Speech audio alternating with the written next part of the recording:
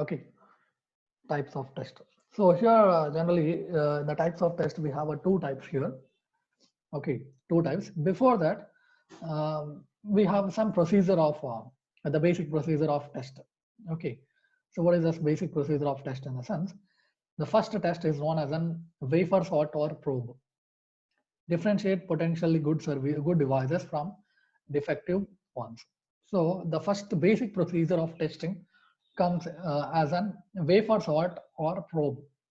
Okay, wafer sort or probe in the sense either the device is an good service device or not, that will be identified. For example, if you develop any dual line package ICs, for example, something like op amps or some other microcontrollers devices, for example, in that if we have any defect in the manufacturing itself, okay, that will be very beginningly we'll be sorting it, we'll be differentiating it.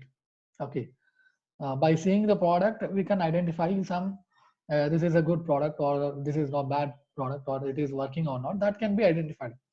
Okay, so such type of representation comes as an wafer sort or probe sort. Okay, and also it's within of technical specifications. Why? Because the first procedure comes on with based on the standardized value. For example, if you treat on with some diode, okay, we have different types of diodes, right? PN junction diode and so on. So if you want to check a diode, what happens? You'll be checking out with the uh, voltage level 0.7 volts. If it is operating voltage of the diode, you'll be checking out with 0.7 volts. Okay, if it is working or not. That is what it is, a basic testing procedure, and you will be sorting it. It is working or not. You'll be sorting it.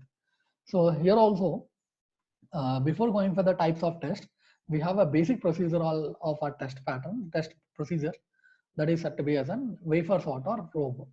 Okay, specially designed test or applied to certain test sites containing specific test patterns. These are designed to characterize the processing technology through our measurement of their patterns, parameters such as gate threshold, polysilicon field threshold, bypass, metal field threshold, poly and metal sheet, resistance, contact resistance, etc. So as I said you on previously, if you are going to check in any diode, what happen? You'll be checking out with what type of diode it is, if it is of P type or N type, or else PN type, or else if it is of transistor, if it is of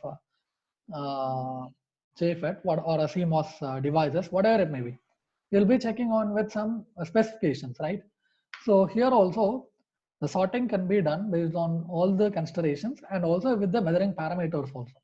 Measuring parameters in the sense we'll be characterizing that based on the gate threshold. One is gate threshold, next is on polysilicon field threshold, next is on bypass, next is on metal field threshold, next is on poly or metal sheet resistance and contact resistance.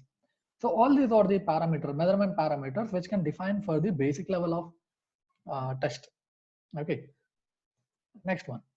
So as I said you on, we have two types of tests within the test procedure, right? So what were these two tests in the sense? First one, parametric test. Okay, parametric test comes out with again two sorts. Okay, that is what one is of DC parametric test and one other is of AC parametric test. Okay, DC parametric test includes short test, open test, maximum current test, leakage test, output driven current test, and threshold level test. So these are all the parameters within the DC layer, DC parametric test. That is what for checking any DC circuits, what happens? You have all these parameters. Okay, that is what short test, open test, maximum current test, leakage test, output driven current test, and threshold level test. Okay, and when you come for the AC parametric test, okay, so in this also we have some parameters, that is what, including propagation delay test, setup hold test, functional speed test, access time test, refresh and pause time test, and rise and fall time test. Okay, so all these are the parameters which were related for the AC circuit. Okay, and basically when you come for all these parametric tests, AC and DC parametric test, that depends upon the what type of technology you are going to use. That is what technology in the sense what type of circuits. If it is of complex metal oxide semiconductor devices, unit devices, or if it is of TTL circuits over there, TTL devices over there. So such type of technology that can be differentiating of AC and DC parameters test.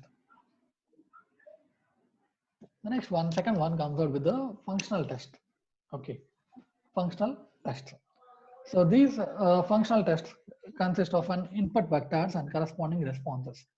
So what is this functional test in the sense? It consists of an input vectors and the corresponding responses. That is what is an input, binary input, or what is that signal input, a mixed signal input, or shift register input, or flip flop input, whatever it may be. Okay, that is going to check on whether what type of input vector it is, and you'll be checking out whether what were the corresponding responses. Corresponding responses in the sense for that input, what is an output?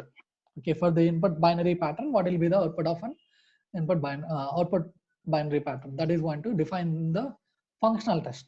Okay, so this also the check for proper operation for verified design by testing and by testing the internal chip nodes.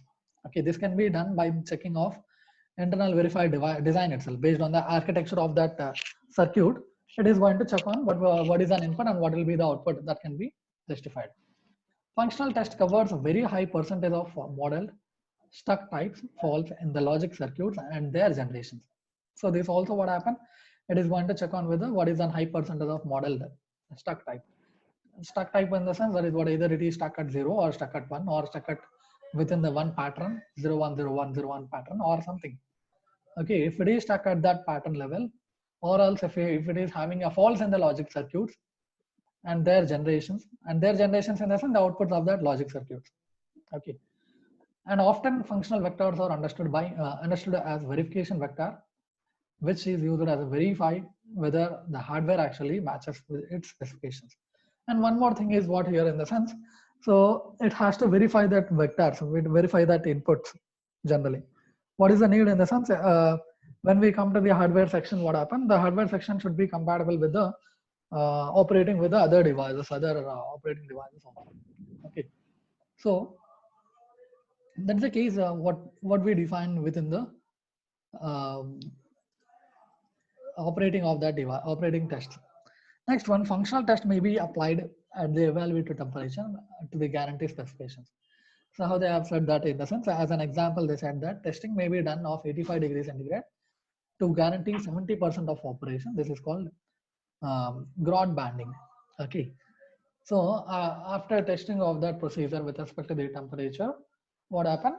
Testing can be done up to 85 degree to guarantee 70% operation. Okay. So that is what the functional test of that device is, whatever it may be.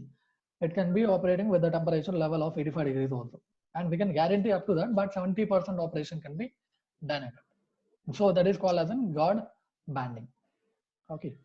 And when you come for other applications, okay, as we have seen two types of tests, right? Parametric test and functional test. So when we come to the other type of applications, we'll be defining as an speed binning. Okay, speed binning to grade a chip according to the performance. So what is this speed binning in the sense? It depends upon the what is the time of what is the clock speed and what is the frequency, high frequency or low frequency, and what is the operating voltage levels, and that can be varied with respect to that device operating speed. Okay, so this may be done applying test at several voltages at varying time conditions. Examples as clock frequency. Okay, speed binning can be differentiated based on the clock and their frequency notation. Next one, memory tests or functional. So within of our functional tests itself, we have one more thing as in memory tests or said to be functional. Okay, so what is this memory test as or said to be as functional in the sense? So no struct type faults coverage is evaluated for these tests. They are designed to check functional attributes such as address unique, address decoder speed, cell coupling, column and row coupling, data sensitivity, write recovery, and refresh. So when we come to the memory test, what happen? We have the functional test as all these cases. That is what address decoder speed, cell coupling, column and row coupling, and data sensitivity, and write recovery and refresh. Okay.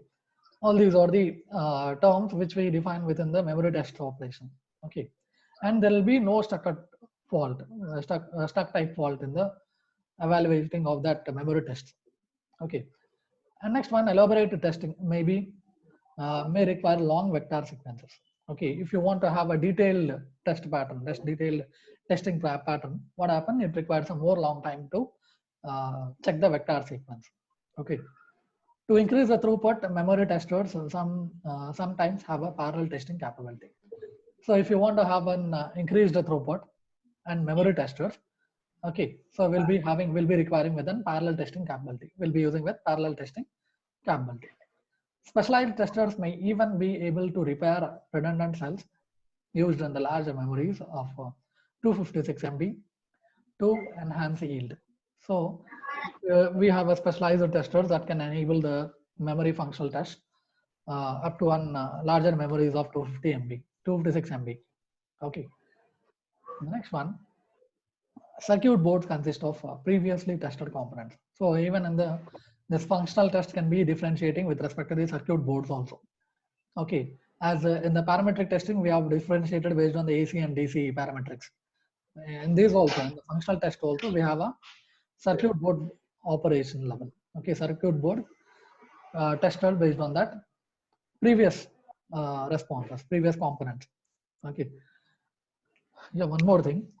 You can continue the same session with the same link. Why? Because this is going to end for 3 minutes. Okay, this is going to end for the 3 minutes. So better to continue with the same link again. Join the meeting again with the same link. Yeah. Okay, sir.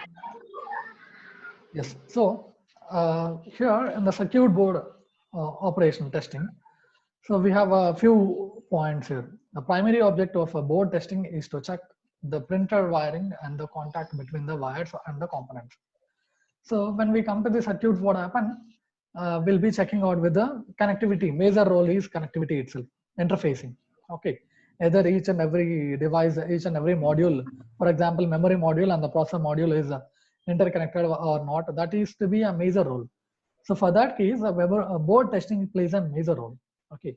So in this, what happened? The primary object of board testing is to check printed wiring. Printed wiring in the sense it is of will be the VLSI circuits are majorly printed in the PCBs. Okay, printed circuit boards. So within that printed circuit boards, we will be checking out the each and every wire connection between the memory module or a processor module or the interfacing module. Each and every module, each and every wire module is printed and contacted or not. That is to be verified. Okay, and it is possible to perform a bare board testing of interconnections before components are inserted. So this can be done. That is what before going to place the components, we can test the bare board itself. We can test the PCB board without placing a component itself. Okay, either the connection of each and every wire is placed or not within the PCB, that can be tested. Okay, after the components such as after the components such as chips or in place, the circuit testing through a bed of nails fixture is often used to verify performance of the individual components. Although a bed of nails fixtures is becoming obsolete. So one thing what happened before going to place your components on the chip, what happened? We can have a bed of nails. Okay, small needle type nails can be placed on the board, and that can be individually checked their performance of that board. Okay. Finally, functional testing determines whether or not individually components possible design with the different technologies functions as a system and proceed and produce the expected response. So in this way, in this what happened, you'll be checking out with the functional testing.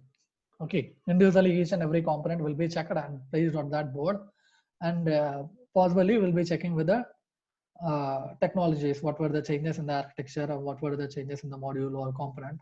All that can be verified within that responses. Next one.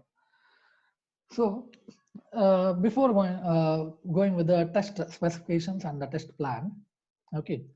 So these test specifications and the test plans are majorly employed within the ATE itself, automatic test